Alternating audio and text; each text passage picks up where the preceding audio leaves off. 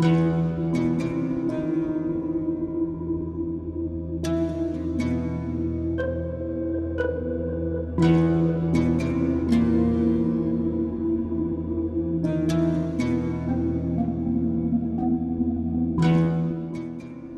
खामोशी क्यों है? सब लोग सोकर नहीं उठे? नहीं नहीं छोटी भाभी, सब उठ चुके हैं, सबने नाश्ता भी कर लिया है। आपका और वरीशा बीबी का नाश्ता लगा दूं क्या? हाँ लगा दो, मैं वरीशा को उठाती हूँ। अरे महक, कैसी तबीयत है तुम्हारी? ठीक है। चलो बड़ी अच्छी बात है। अच्छा डॉक्टर था, बड़ी अच्छी दवा दी उसने तुम्हें, रातों रात तुम्हारी तबीयत भी संभल गई। सालों बाद अपनों का प्यार मिला है, ठीक तो मुझे होना ही था। अपनों का प्यार छोड़ने का फैसला भी तो तुम्हारा ही था ना। अपने पैरों तले रोंद कर चली गई थी तुम इनका प्यार, याद होगा ना तुम्हें? जी भाभी, इंसान खता का पुतला है। मैं मानती हूं कि माजी में मुझसे कुछ गलतियां हुई हैं, जिनकी सजा भी मैंने काटी है,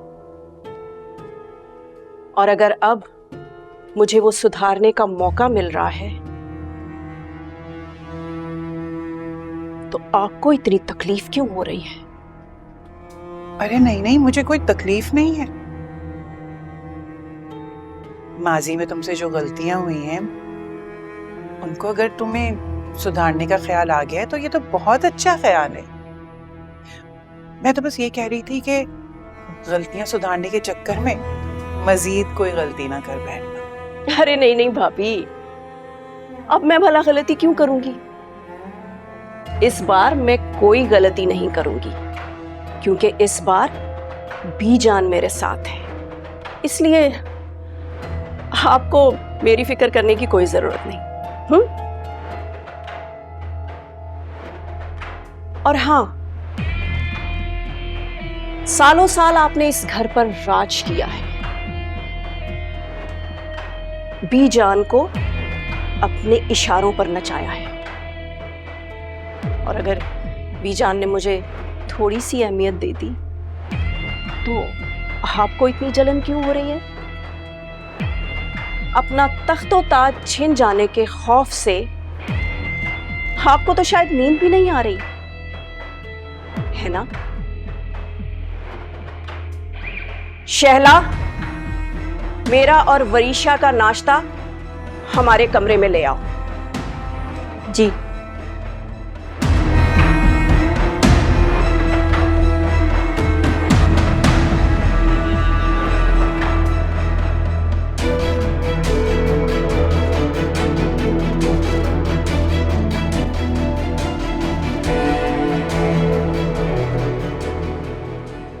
तुम्हें मुझ पर गुस्सा किस बात का है?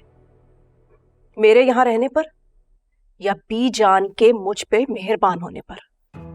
मुझे गुस्सा नहीं, हैरत हो रही है।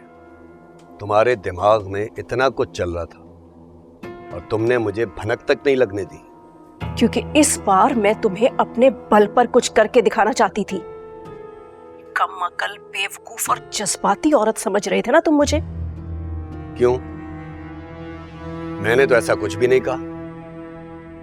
अच्छा, तुम्हारे लहजे और तुम्हारे अंदाज ने तो कई बार बताया है मुझे कि मैं तुम्हारे लिए अब एक बेकार चीज हूं। तुम्हारे दिन और रात तो वो तुम्हारी परी जी के साथ गुजरते हैं ना। वही खेल उसके साथ भी खेलना शुरू किया हुआ है ना तुमने, जो सालों पहले मेरे साथ खेला था। अच्छा अच्छा, तो इतने दिनों से तुम मेरी मुखबरी कर रही थी। लेकिन एक बात याद रखना, ये जो भी गंद तुम्हारे जहन में चल रहा है ना, अगर कुछ भी वरीशा को पता चला ना तो अच्छा नहीं होगा।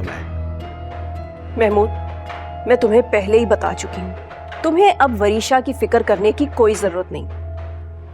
उसकी फिक्र करने वाले यहां बहुत से लोग हैं। बीजान उसको अपनी हथेली का छाला बनाकर रखती है। वो इस घर की रानी है और उसकी मां होने के नाते मैं इस घर की मलिका। महक, इतना गुरूर मत करो, ये ना हो कि तुम अपनी औकात भूल जाओ। यही तो मैं तुमसे कहना चाह रही हूं कि तुम अपनी औकात में रहो। परी जी को तुम जैसों की कमी नहीं है।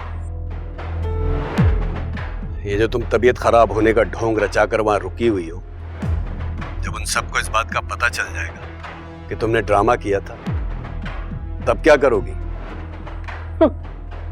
मैं तो अब ऐश करूंगी, ऐश।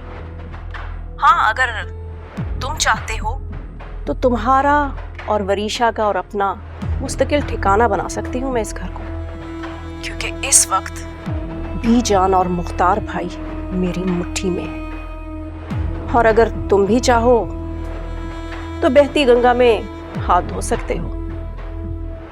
वो कैसे?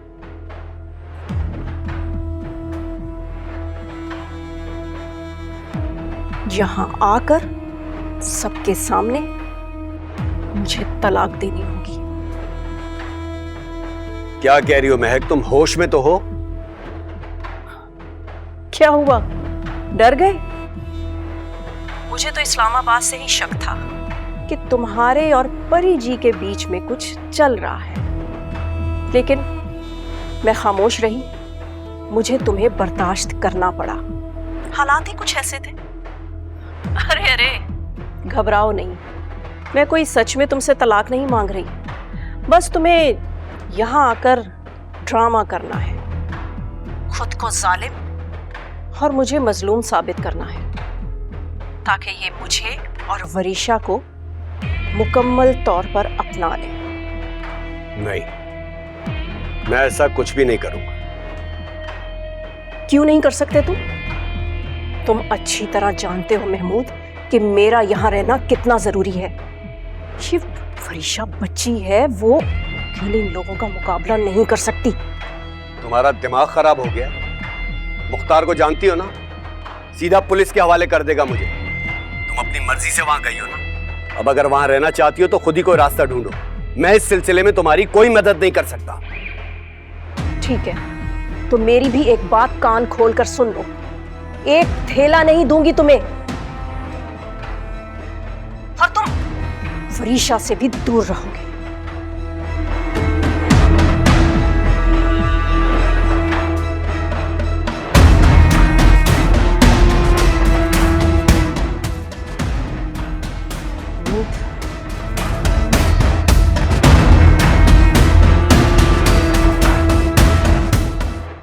शकील साहब, ये कितनी इररिस्पॉन्सिबिलिटी की बात है।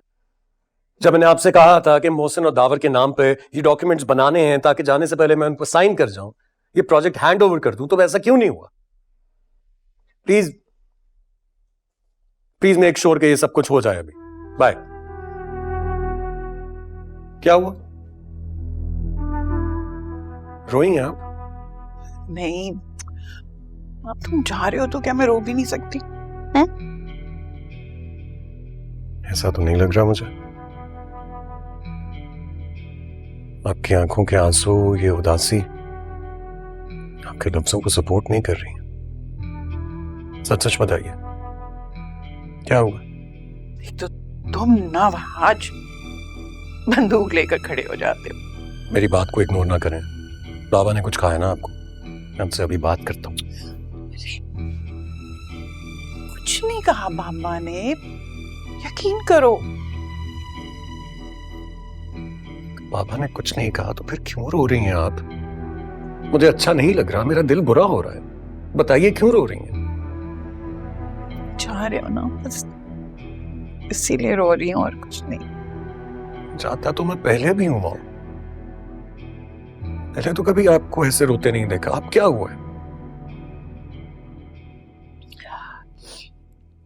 आज मैंने पहले कभी इतना अकेला महसूस नहीं किया अपने आप। आज मुझे लगता है कि अब मैं इस घर के लिए, यहाँ के लोगों के लिए पराई हूं। कैसी बातें कर रही हैं आप? की बातों से मुझे साफ साफ दिखाई दे रहा है कि दादू ने भी कुछ कहा होगा आपको, और आपकी जो इज्जत, आपका जो मुकाम था, वो हमेशा सबसे ऊपर रहेगा इस घर में। आप जानती हैं, मैं आपका बेटा हमेशा आपके साथ रहूंगा। दादू ने कुछ कहा है ना आपको? कुछ नहीं कहा दादा, मगर अब ना उनकी नजरें मेरे लिए वैसी नहीं रही। तो ना रहे, क्या फर्क पड़ता है मुझे बताइए। इस घर में कोई भी क्या सोच रहा है, मुझे आपको क्या फर्क पड़ता है? दोनों तो एक साथ हैं ना। और मैं ये ट्रिप कैंसिल कर देता हूँ। अरे दिमाग सही है तुम्हारा, इसलिए मैंने दिल की बातें नहीं तुमसे शेयर की कि तुम जज्बाती हो जाओ। इतनी बड़ी अपॉर्चुनिटी मिली है तुम्हें, कैसे मिस कर सकते हो? कोई भी अपॉर्चुनिटी मेरी माँ के आंसू से ज्यादा कीमती नहीं हो सकती। जज्बाती बात नहीं कर रहा हूं, लेकिन मैं जिसने अपनी माँ की आंखों को हमेशा मुस्कुराते देखा, आज इतने आंसुओं के साथ, इतनी उदासी के साथ कैसे छोड़ के जा सकता? तुम्हें पता है ना, you're my everything, मेरा बच्चा।